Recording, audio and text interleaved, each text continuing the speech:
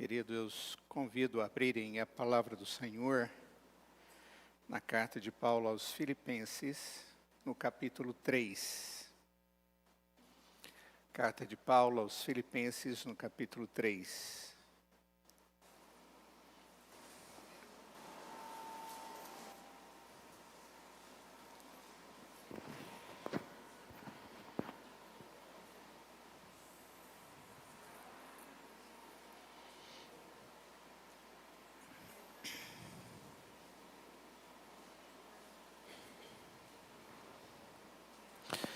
Essa carta é conhecida como a carta da alegria,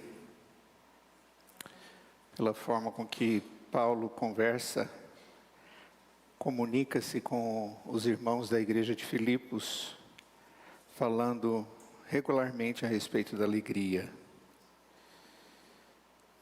Ele já começa assim nesse verso 3, contudo logo depois ele muda um pouco a ênfase, e ele diz assim a partir do verso 1: Quanto ao mais, irmãos meus, alegrai-vos no Senhor. A mim me desgosta, e é segurança para vós outros, que eu escreva as mesmas coisas. Acautelai-vos dos cães, acautelai-vos dos maus obreiros, acautelai-vos da falsa circuncisão, porque nós é que somos a circuncisão. Nós que adoramos a Deus no Espírito e nos gloriamos em Cristo Jesus e não confiamos na carne. Bem que eu poderia confiar também na carne. Se qualquer outro pensa que pode confiar na carne, eu ainda mais. Circuncidado ao 8º dia da linhagem de Israel, da tribo de Benjamim, hebreu de hebreus, quanto à lei, fariseu, quanto ao zelo, perseguidor da igreja, quanto à justiça que há na lei, irrepreensível. Mas o que para mim era lucro, isso considerei perda por causa de Cristo.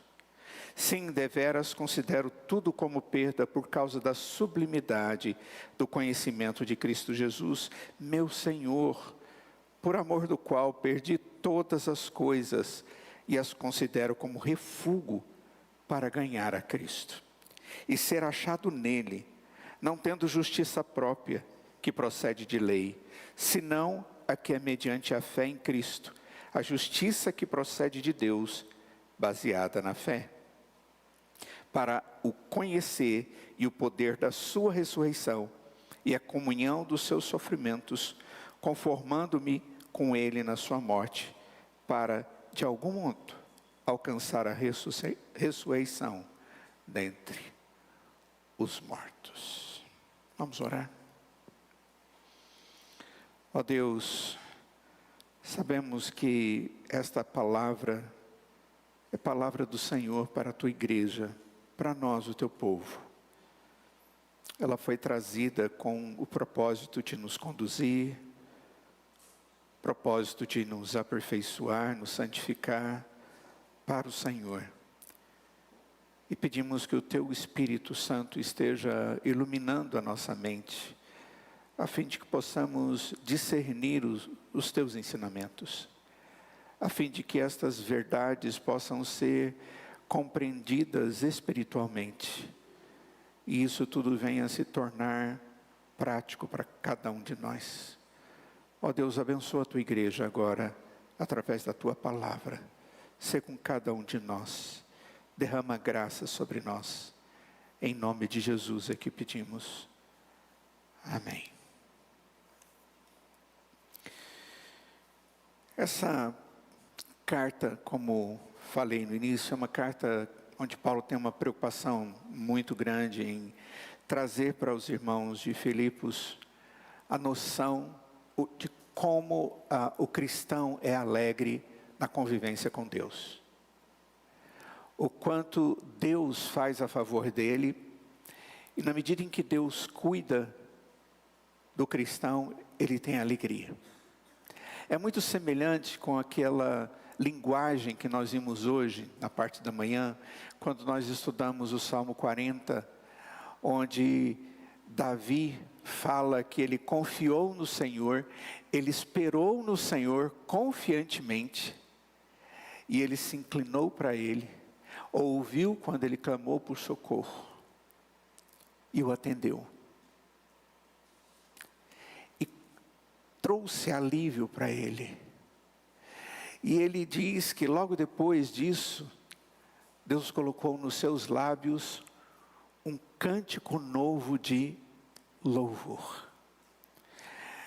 Deus tirou de um poço de lama, de um tremedal de lama, de uma situação completamente desfavorável, onde ele não conseguia ter expectativa de solução, de vitória, e Deus deu completa vitória. E o salmista Davi diz: Ele me deu vitória completa. E diante disso, Ele colocou nos meus lábios um novo cântico. Um cântico de louvor ao Senhor. E Ele diz: e as pessoas ao meu redor, aqueles que não tinham Deus, viram o meu louvor, temeram ao Senhor e confiaram no Senhor. Quando o apóstolo Paulo fala aqui aos filipenses a respeito da alegria que um cristão tem, ele fala de algo semelhante. Ele fala daquilo que Deus faz, ele fala daquilo que Deus é, e dessa alegria proveniente exatamente do que Deus é e daquilo que Ele faz na nossa vida. Mas aqui nesse texto, ele abre um parêntese e ele traz uma grande advertência para os crentes, onde eles devem se preocupar em ser cristãos, e viverem as características de um cristianismo autêntico, de um cristianismo cauteloso diante dos grandes desafios. Quando você entra na carta de Paulo aos Filipenses, a primeira coisa que você encontra no capítulo 1 é uma oração. E a oração de Paulo é pelos irmãos de Filipos. E logo depois ele diz: olha, aproveitem e observem ao máximo as circunstâncias e tenham fé no Evangelho e estejam vivendo em unidade com Cristo Jesus, sejam humildes, como Cristo foi humilde. No capítulo 2 ele diz isso: desenvolvam a sua própria salvação. E agora ele chega aqui no capítulo 3, ele diz que nós devemos nos alegrar no Senhor, mas nós temos que ter alguns cuidados. E aí ele vem com palavras difíceis de serem compreendidas, que gera até um pouco de ansiedade, porque ele diz: acautelai-vos, e ele usa a expressão acautelai-vos dos cães. É como se ele estivesse dizendo: olha, o cristão, ele tem várias características. Ele deve ser humilde, ele deve ser alegre, ele deve ser abençoado pelo Senhor, ele deve viver em humildade, na convivência e na graça de Deus, mas ele não pode ser como cães. O que significa isso? É como se ele estivesse trazendo, antes de tudo, alguns exemplos negativos e dizendo: evitem serem tratados como estes. Acautelai-vos dos cães, acautelai-vos dos maus obreiros e acautelai-vos dos da falsa circuncisão. Essa expressão acautelai-vos tenham uma profunda, contínua atenção sobre essas coisas, no sentido de não imitem estes. Um cristão, ele jamais pode se parecer com aqueles que ele está chamando de cão, aqueles que ele chama de obreiros falsos ou maus, ou aquele que ele chama de falsa circuncisão. São 3 repetições de acautelar que ele traz aqui. Num sentido bíblico, isso é muito comum, uma repetição. É como se ele estivesse enfatizando. São três coisas, num certo sentido, diferentes, mas para dar ênfase na necessidade da cautela. Não queiram ser próximos desses. Não se envolva para se tornar como um destes. Nós vamos encontrar isso muito no Antigo Testamento. No Novo Testamento também.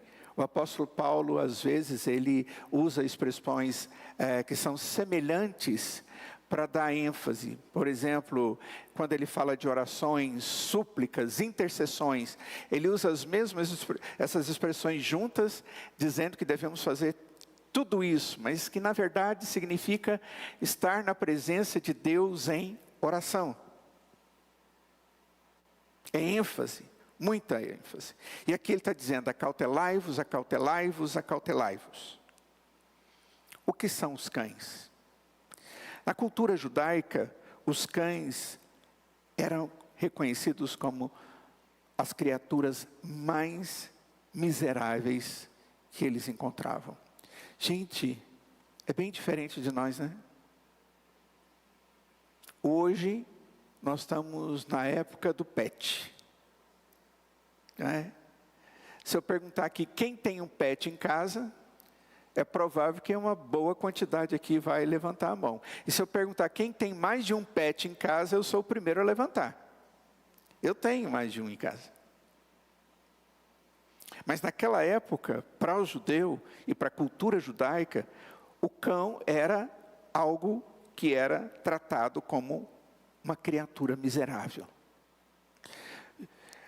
Você já ouviu a expressão vida de cão?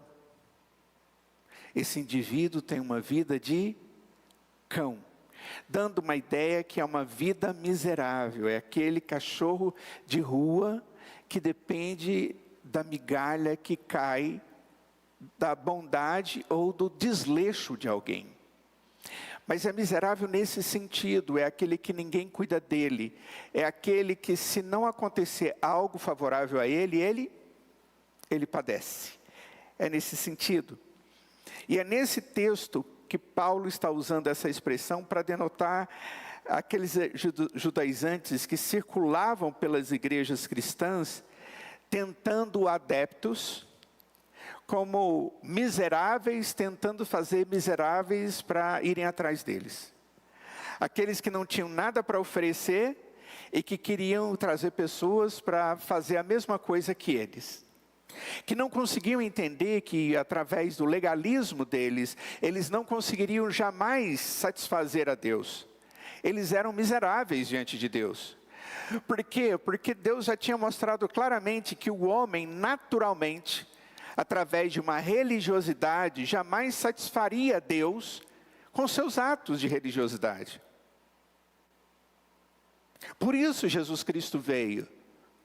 Por isso Jesus Cristo veio para morrer na cruz em nosso lugar. Porque nós não podemos satisfazer os nossos pecados. Nós não podemos resolver o problema da nossa miséria.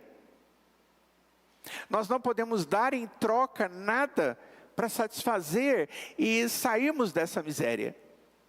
E aqui a ideia é, olha, esses que ficam ao redor, não se envolvam com esse, não sejam taxados como esse, não sejam cobiçosos como esses, não sejam despudorados como esses, não sejam desprezíveis como estes. Porque o que estava acontecendo é que no seio da igreja existiam alguns que estavam vindo, mas estavam agindo como miseráveis, que não estavam dentro do corpo da igreja para contribuir, para serem espiritualmente saudáveis, mas eles estavam ali para introduzir ideia, teologia, ensinamento, que ao invés de levar pessoas à alegria da graça e da suficiência da obra de Cristo, levava pessoas a viverem como mendigos que ficavam diante de Deus, fazendo coisas como se estas coisas fossem suficientes para Deus. E Deus já tinha mostrado que isso não era possível. Paulo chega a chamar essas pessoas de cães. você pode dizer, Paulo está sendo extremamente pesado nessas palavras, e eu vou concordar com você. Ele está mesmo. Mas é porque ele está querendo zelar por uma igreja que ele amava muito, e as palavras dele pela igreja de Filipos eram palavras de amor. E ele estava vendo que havia dentro da igreja esses que estavam como mendigos no meio da igreja, fazer no meio da igreja outras pessoas agirem como mendigos. Se esquecendo que não são eles que cativam alguma coisa de Deus, mas é Deus que age com graça. Depois ele diz que havia necessidade deles não serem adeptos de maus obreiros, ou achegados aos maus obreiros, acautelai-vos deles, não se envolvam com eles. O que eram os maus obreiros? O Senhor Jesus já falava a respeito desses maus obreiros. Os fariseus e os escribas foram taxados pelo Senhor Jesus por serem legalistas e maus obreiros. Eram aqueles que exigiam dos outros atitudes as quais eles mesmos não faziam. E desprezavam a obediência deles à lei de Deus. Mas eles colocavam essa exigência sobre a vida dos outros. Eram aqueles que andavam com a lei junto deles o tempo inteiro e apontavam o dedo para as pessoas dizendo, você fez ou você não fez, você não cumpriu, você não tem sido fiel, mas eles mesmos não cumpriam. Em um certo momento o Senhor Jesus diz aos seus discípulos, estes são aqueles que amarram fardos pesados e colocam sobre os seus ombros, mas eles mesmos não carregam esses fardos. Ou seja, são aqueles que ficam pregando coisas e colocando funções religiosas sobre vocês, as quais funções eles não vivem. Obreiros ímpios, obreiros maliciosos, obreiros fraudulentos. O Senhor Jesus fala deles. O Senhor Jesus, em alguns momentos, vendo que eles simplesmente tinham aparência de religiosidade, mas nenhuma piedade na vida. Eles não tinham comunhão com Deus, eles não tinham uma vida de oração, eles não tinham uma vida onde eles colocavam a sua alma na presença de Deus, eles tinham arrependimento dos seus pecados, mudança de comportamento. E o Senhor Jesus olhava no coração deles e via sujeira, ao invés de limpeza, e via simplesmente um formalismo. E Deus diz, eles parecem sepulcros caiados. Túmulos, onde você passa tinta branca por fora, mas por dentro, nós sabemos o que tem. São fraudulentos, são ímpios. O que o apóstolo Paulo estava dizendo para a igreja é, crentes felizes, abençoados, agraciados da igreja de Filipos, não caminhem com aqueles que ensinam uma fé superficial, uma religiosidade superficial, que não tem vida por dentro. Que são cristãos simplesmente na hora de ir na igreja, ou diante daqueles que aparentam ser da igreja e aparecem na sua frente. Ou que chegam na sua casa e você arruma todas as coisas para as pessoas perceberem que na sua casa o evangelho é levado a sério. Em Lucas capítulo 13, verso 27, eles são chamados de obreiros da iniquidade. Ao invés de cooperarem com o evangelho, eles prejudicam o evangelho. Eles desviam a atenção de Cristo e fixam a atenção em rituais, em obras humanas, e tiram os olhos da cruz e de Cristo Jesus.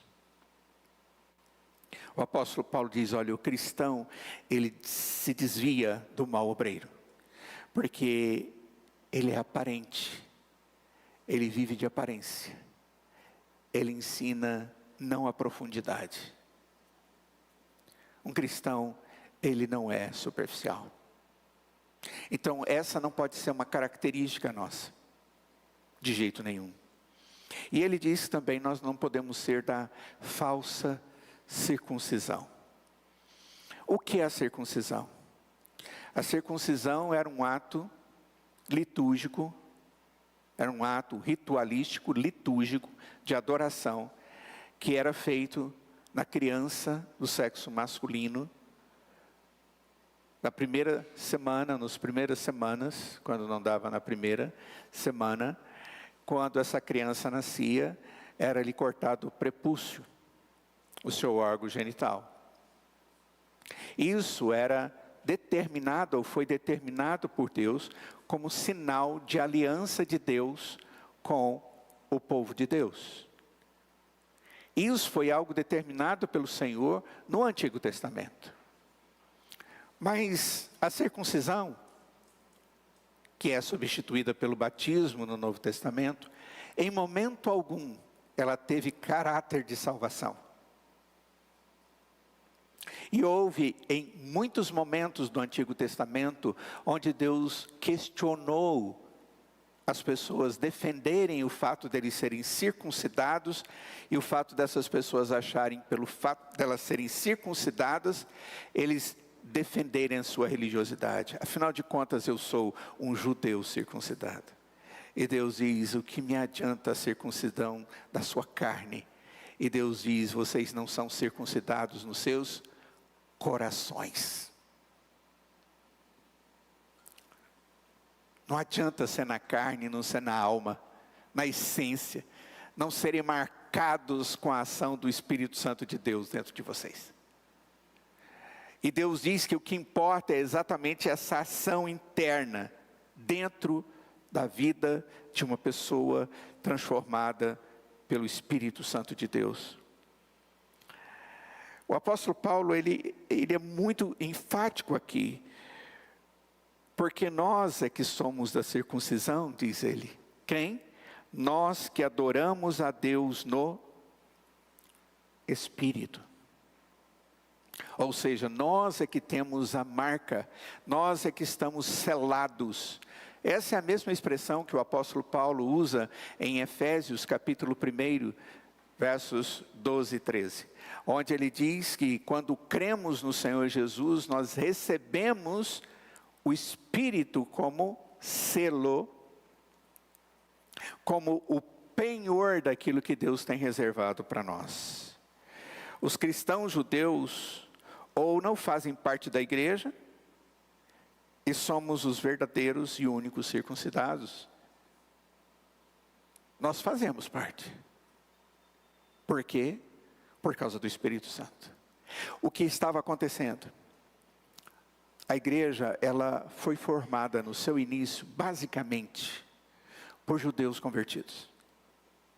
Todo o início da igreja foi formada basicamente por judeus que se converteram. Essa foi a realidade da igreja. Somente depois que vieram aqueles que não eram judeus, que foram sendo convertidos e agregados à igreja cristã.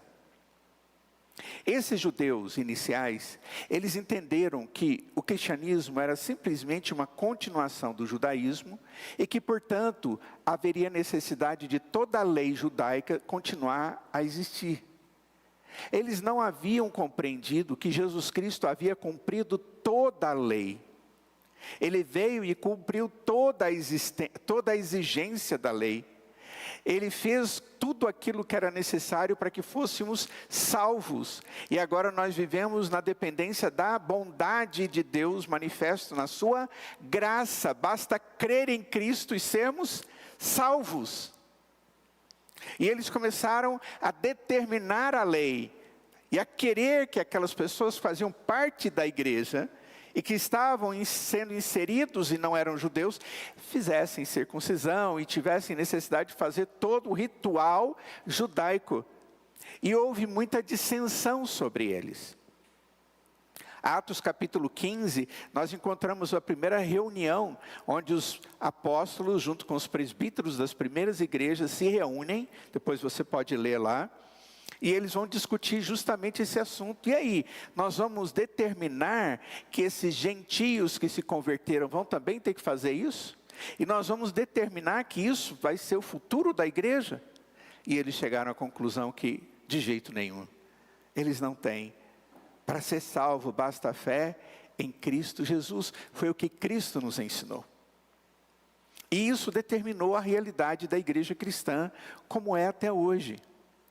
Só que aqui, eles estavam ainda pregando essa circuncisão, ou continuidade dela. E o apóstolo Paulo agora diz, olha, a circuncisão, verso de número 3, somos nós que adoramos a Deus no Espírito, e nós que gloriamos em Cristo Jesus, e não confiamos na carne, mas nós confiamos no Espírito, e no que o Espírito de Deus fez em nós. O apóstolo Paulo, tratando dessa matéria, em Romanos capítulo 3, no verso 9, ele diz, e já não há mais distinção entre judeu e gentio, porque todos são salvos mediante a fé. Tanto judeu quanto gentio. No capítulo 3, no verso 22 até o verso 24, ele diz, porque não há distinção, pois todos pecaram e carecem da glória de Deus. Essa é a grande resposta. Então, qual era a preocupação do apóstolo Paulo? A preocupação é que a igreja estava feliz. A igreja estava abençoada, ela estava alegre por muito daquilo que Deus estava fazendo no seio dela, mas estava acontecendo o crescimento desses grupos dentro da igreja, trazendo ansiedade dentro do corpo da igreja, desnecessariamente, colocando sobre as pessoas um peso que elas não precisavam ter, que Cristo já havia tirado sobre elas. E ele diz, fujam destes, não dê ouvidos a esses ensinos, não convivam e não sejam como um deles, não sejam como um cão, não sejam como um falso circunciso, não seja de jeito nenhum como um falso obreiro, não se envolva com eles, mas seja como alguém que é verdadeiramente circuncidado ou selado pelo Espírito Santo de Deus. Então, quem são os cristãos? É o que ele vai nos mostrar. Primeiro, nós somos aqueles que adoramos a Deus no Espírito. E o que é ser aquele que adora a Deus no Espírito? Paulo se coloca aqui no grupo daqueles que adoram a Deus pelo Espírito. Ele diz, nós é que somos. Então o apóstolo Paulo é um de nós. Em Efésios capítulo 5, um texto memorável, o apóstolo Paulo afirma que nós, quando preenchidos pelo Espírito Santo de Deus, nós entoamos e louvamos de coração ao Senhor, com salmos e hinos e cânticos espirituais. Quando o Espírito Santo de Deus é colocado sobre a nossa vida, queridos, quando nós cremos em Jesus, automaticamente o Espírito Santo de Deus, ele vem sobre a nossa vida. Então não há necessidade de uma segunda bênção, terceira bênção, quarta bênção para que o Espírito venha sobre a sua vida. Se você reconhece o seu pecado, você reconhece que você precisa ser perdoado, você reconhece que Deus é santo, e você confessa os seus pecados ao Senhor, entrega a sua vida ao Senhor Jesus, consciente, porque o Espírito lhe dá entendimento disso. Se o Espírito de Deus lhe dá entendimento disso, você entrega a sua vida a Cristo, você está sendo recebido por Deus como filho dele. Esse é o ato que a Bíblia chama de conversão. Isso não tem a ver com religião, isso tem a ver com a sua vida com Deus. É você entregar o seu coração a Cristo. É você compreender isso, porque o Espírito está dando entendimento disso. Porque o homem natural não entende isso. Só quando o Espírito de Deus me dá entendimento e eu entendo que eu sou pecador mesmo, que eu sou pequeno, que Deus é santo e Ele que está me dando a oportunidade da vida eterna com Ele. E eu creio nele. Eu reconheço a minha pequenez, o meu pecado, que faz separação entre eu e Ele. E Ele diz, creia em mim e eu perdoo os seus pecados. Eu te dou a vida eterna. Se arrependa. E quando eu creio nesse Senhor Jesus, por causa da misericórdia dEle, querido, eu sou salvo. E quando Deus me salva, imediatamente Ele me sela, Ele me dá o Espírito Santo dEle, eu sou marcado, eu sou filho identificado por Ele. É como se Ele me desse o nome dEle. É mais do que isso, é o Espírito dEle.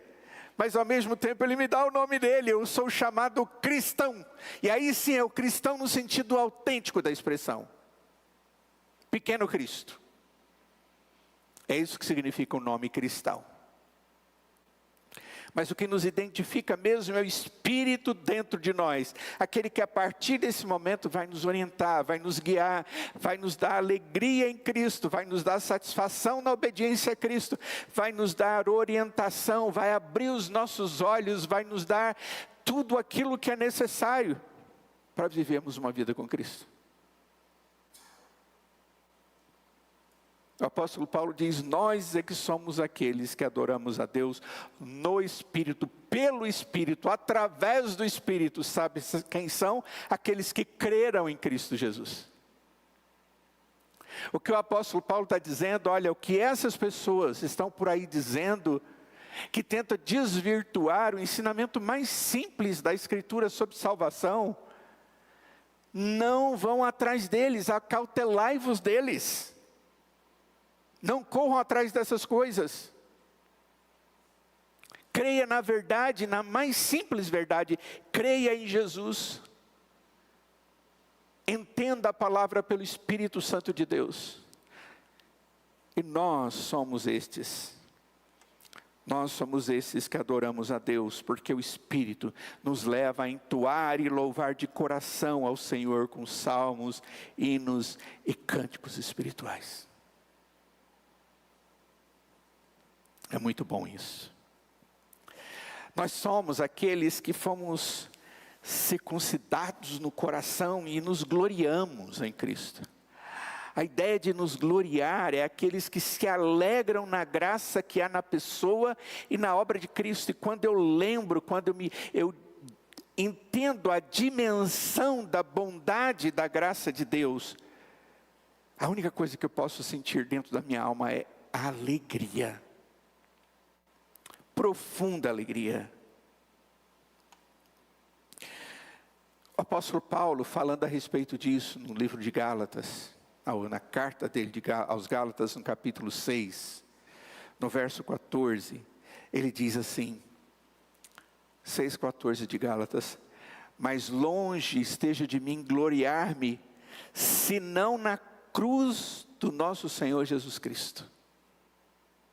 Longe de mim me gloriar-me, senão na cruz do nosso Senhor Jesus Cristo, pela qual o mundo está crucificado para mim, e eu para o mundo. Se eu tenho que ter alegria, eu me alegro na cruz de Cristo. Não tem outro motivo maior. E esse é o princípio de alegria de um verdadeiro servo de Deus. Tudo está embasado naquilo que Cristo é na minha vida. As outras coisas todas são provenientes daquilo que em Cristo eu tenho. As outras coisas só têm significado na minha vida por causa de Cristo. Sem Cristo, estas coisas elas se dissolvem. Elas se perdem. Elas não têm valor. Porque elas não são eternas. E aquilo que Cristo conquistou na cruz é eterno. e traz gozo eterno, traz satisfação eterna, traz adoração hoje e eternamente. É isso. O cristão, ele não pode ter simplesmente qualquer alegria. E nós também não temos mérito nenhum nas nossas atitudes. Porque todas as nossas atitudes, elas estão comprometidas com o fato de sermos defeituosos. Somos pecadores. Mas o que Cristo fez por nós e continua fazendo todos os dias por nós, é feito por um Deus santo, santo, santo, perfeito, perfeito, perfeito. Um Deus que nos ama, um Deus extremamente zeloso, e que a única coisa que nós temos a fazer é nos gloriar nele. Quem são os cristãos? São aqueles que se gloriam em Cristo Jesus. Nós somos aqueles que nos gloriamos em Cristo Jesus. Nós somos os circuncidados no coração, que não pomos nossa esperança na carne, na nossa carne. É isso que o apóstolo Paulo diz aqui no verso 3. E não confiamos na carne. Nós não nos alegramos em nós, mas no Espírito. E nós não nos alegramos naquilo que nós temos feito por nós mesmos. Uma das coisas mais fáceis de acontecer na nossa existência é nós nos decepcionarmos conosco mesmo. Eu me preparo, eu digo que não vou fazer mais alguma coisa, eu me contorno por tudo. E aí de repente minha mente já pensou, eu já providenciei, eu já fiz. Porque eu sei quem eu sou. A esperança, ela deve estar sobre aquele que é suficientemente capaz de fazer promessas e cumpri-las com as suas próprias forças. E o único que é capaz de fazer promessa e cumprir pelas forças dele é o Senhor. Eu só posso fazer promessas e posso cumpri-las na força do Senhor. Na dependência do Senhor. Na graça de Deus. Porque se for única e exclusivamente na minha força, vai dar ruim. Conhece essa expressão, não dá? Conhece? Não vai dar certo. O servo de Deus, se ele quer vencer a sua natureza caída, se ele quer vencer um pecado que tenazmente o rodeia, se ele quer vencer a sua carne, a única possibilidade que ele tem é se submeter à suficiência da graça de Deus.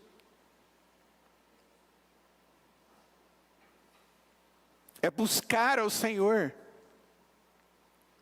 É entender que ele está numa luta.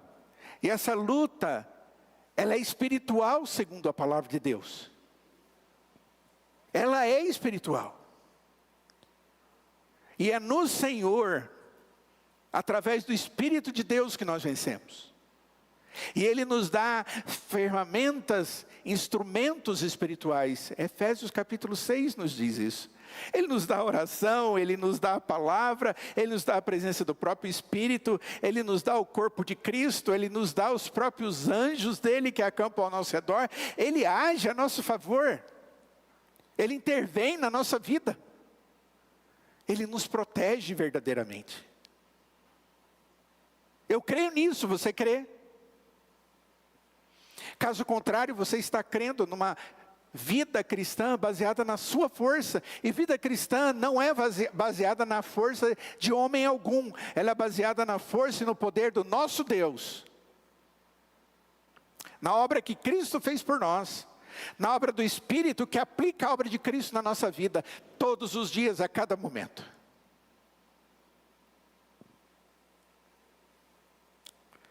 Na teologia do apóstolo Paulo, carne significa a natureza caída do homem. E ela precisa ser tratada. Sabe quando ela é tratada? Todos os dias. E todos os dias eu sei que eu preciso estar na presença de Deus, sendo tratado pelo Senhor. Sabe o atleta quando ele vai fazer a sua prova? Ele se prepara. Ele se prepara um dia antes da prova? 2 dias antes? 3 dias antes?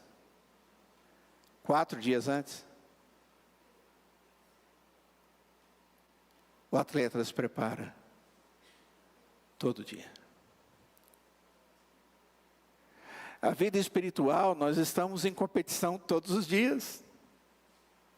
Então nós temos que estar sendo preparados pelo Senhor todos os dias. Nós temos que ter os nossos músculos espirituais fortalecidos todos os dias. A nossa alimentação espiritual tem que estar na medida certa todos os dias. As nossas feridas, as nossas lesões espirituais precisam estar sendo curadas todos os dias. E Deus está pronto para cuidar de nós todos os dias. Eu creio que a maior dificuldade não é Deus. E eu creio que a maior dificuldade não é o que Deus pode fazer. Mas é a nossa disposição em estar na presença daquele que cuida. E que nos dá a habilitação para as provas diárias. De vez em quando a gente não vai no treino de corrida, a gente não vai no treino do exercício físico, ali de levantar peso, a gente não gosta de fazer treino de perna, a gente não gosta de fazer treino de braço, a gente não gosta de... De repente eu não gosto de reunião de oração, de repente eu não gosto de reunião de estudo bíblico, de repente eu não gosto de vir na escola dominical, de repente eu não gosto de ir no culto, de repente eu não gosto de ir no estudo bíblico durante a semana, de repente eu não gosto de, na minha casa, ter um tempo para ler a Bíblia, eu não gosto de me ajoelhar na presença de Deus e me humilhar como é próprio do servo de Deus, eu não gosto de me arrepender dos meus pecados e chorar na presença de Deus, reconhecendo a minha miséria. De repente eu não gosto do exercício de vida cristã. Porque esses são os treinos. Esses são os treinos. E eles são diários. Não adianta você querer vencer nessa luta diária da vida cristã se você não se prepara todo dia. E olha, tem dia que você tem que se preparar mais ainda, porque você vai ter que enfrentar alguma coisa ainda maior, e você precisa estar bem forte.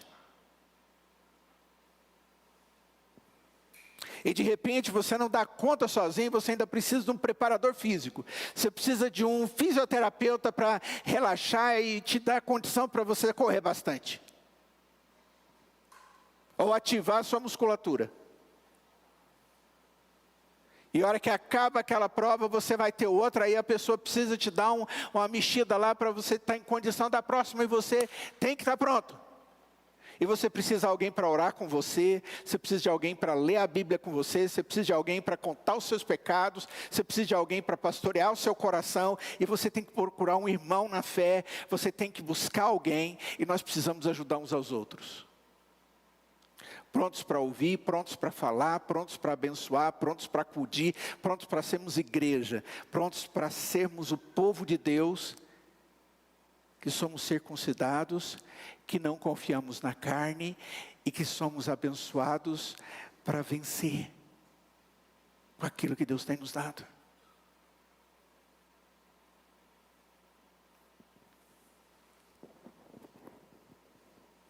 Nós não vamos vencer na vida cristã baseado nas nossas próprias forças.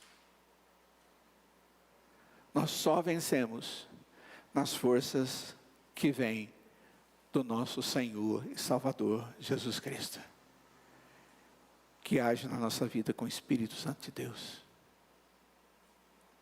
E nós precisamos estar sempre preparados com as ferramentas que Ele nos dá. Não seja negligente. Não brinque, porque senão você vai ficar pelo caminho. E essas dores, essas quedas, essas perdas que você tem de competição, de vida espiritual, elas são ruins. E a recuperação é mais dolorosa do que se você tivesse preparado para a competição. A restauração da perda é doída. Você sabe disso, não sabe?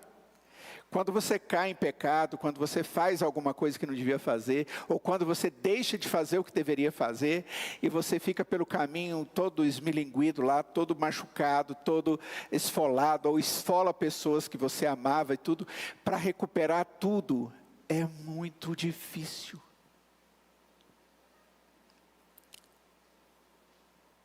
A grande bênção é que a gente tem um Deus que ainda vai lá e cuida.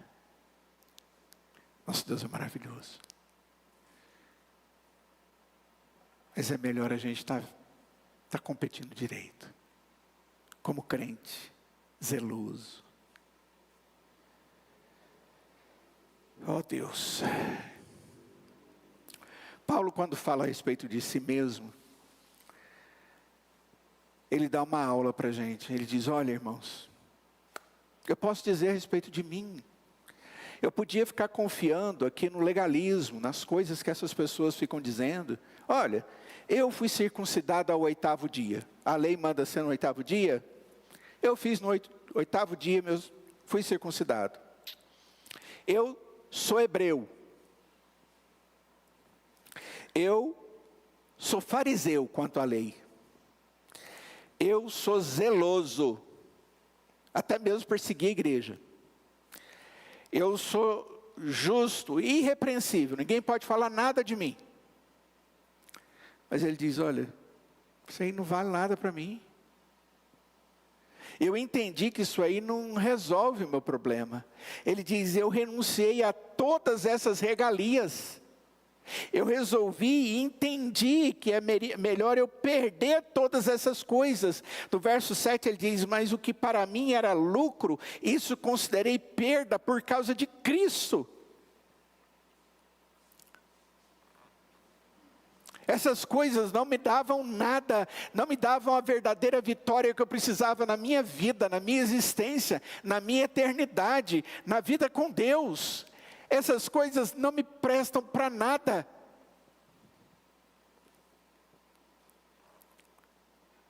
No verso 8 ele diz, sim, deveras considero tudo como perda por causa da sublimidade do conhecimento de Cristo Jesus, meu Senhor, por amor do qual perdi todas as coisas e as considero como refúgio para ganhar a Cristo e ser achado nele, não tendo justiça própria que procede de lei, senão a que é mediante a fé em Cristo Jesus, a justiça que procede de Deus, baseado na fé. Ah, que testemunho. É como se ele estivesse dizendo, olha, esses que ficam falando essas coisas para vocês aí, que eu estou chamando de cães, de maus obreiros, de falsa circuncisão, eu sou como eles, eu não estou considerando nada disso, eu estou ensinando o contrário para vocês, eu estou ensinando a boa teologia, eu estou ensinando o amor de Deus, a graça de Deus, Cristo Jesus, a verdadeira salvação. Vocês aceitaram a Jesus, vocês têm o Espírito Santo de Deus, glorifiquem a Deus, vamos continuar louvando ao Senhor, nós que temos o Espírito Santo de Deus. Eu fiz isso, e Deus me deu tudo o que eu preciso.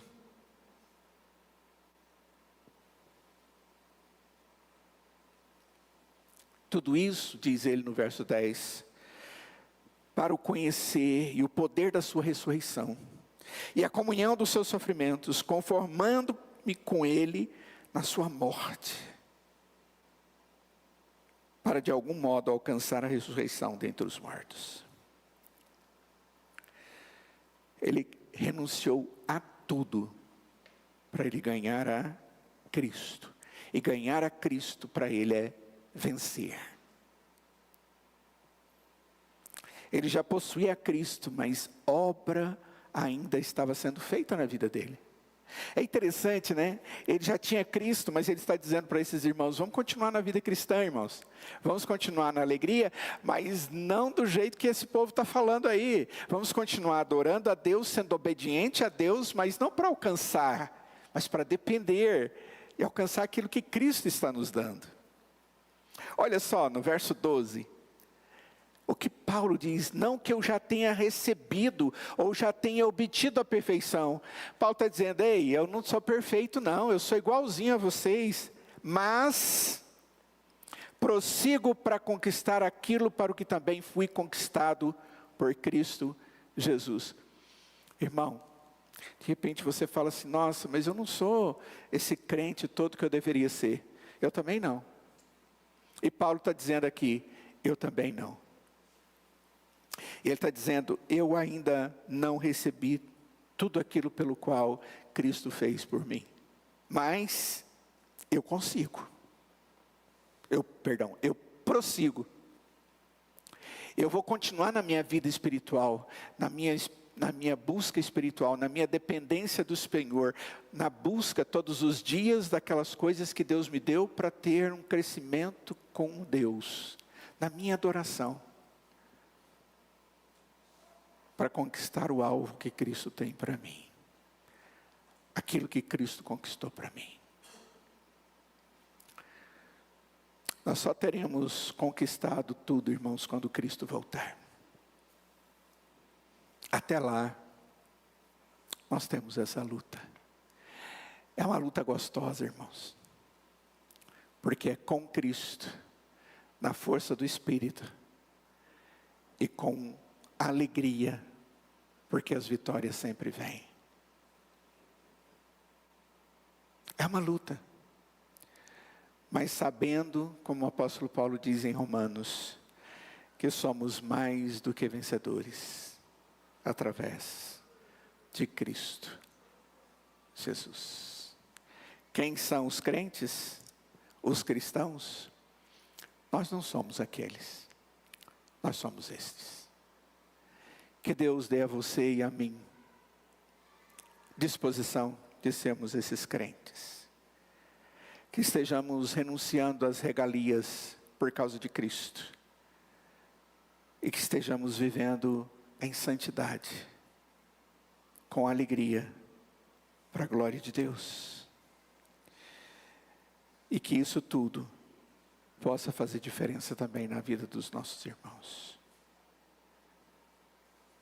Vamos orar, vamos ficar de pé. Bondoso Deus, nós te agradecemos porque, à semelhança de Paulo, nós podemos dizer que ainda não alcançamos a perfeição. Mas desejamos dizer ao Senhor que nós vamos prosseguir para conquistar aquilo para o que também fomos conquistados por Cristo Jesus. Ó Deus, nos fortaleça. Ó Deus, que na luta cristã, nas batalhas espirituais que tivermos, que o Senhor esteja sempre ao nosso lado, nos fortalecendo, nos direcionando, nos alertando, derramando a sua graça sobre a nossa vida. Ó Deus, faça de cada um de nós crentes fiéis a Ti. Ó Deus, nós temos áreas das nossas vidas que são tão difíceis, que são desafios para nós. Cada um de nós conhece, o Senhor também conhece. E pedimos, tenha misericórdia, Senhor, de cada um de nós. Continue a sua obra perfeita em cada um de nós. E não permita que estejamos caindo pelo caminho. pela trilha de corrida, mas que pelo contrário, que estejamos sendo sempre supridos e sustentados pelo Teu Espírito Santo. Ó Pai, dê-nos alegria para manusearmos e usarmos tudo aquilo que o Senhor tem nos dado para sermos mais fortes na vida espiritual. Aumenta o nosso amor pela Tua palavra, pela oração, pela presença, ó Pai, do culto cristão. Ó Deus, dê-nos alegria de servirmos uns aos outros. Ó Deus, dê-nos alegria de sermos para a honra e glória do Teu nome. Faça a Tua obra em nós, Pai. Nós Te louvamos por esse culto, pela presença do Senhor no nosso meio. E pedimos que o Senhor nos leve em paz para os nossos lares. Livra-nos do mal. Que essa semana seja uma semana gostosa na Tua presença. Seja uma semana, Deus, onde possamos crescer na intimidade contigo. Essa é a oração que fazemos, Deus, em nome de Jesus. E nós imploramos que o Deus da paz, que tornou a trazer dentre os mortos a Jesus, o grande pastor das ovelhas, que Ele vos abençoe e vos guarde e faça resplandecer sobre vós o seu rosto e vos dê da sua paz. No amor de Deus o Pai, a graça de Jesus o Filho e na comunhão do seu Santo Espírito, e que seja assim hoje e para todos sempre. Amém.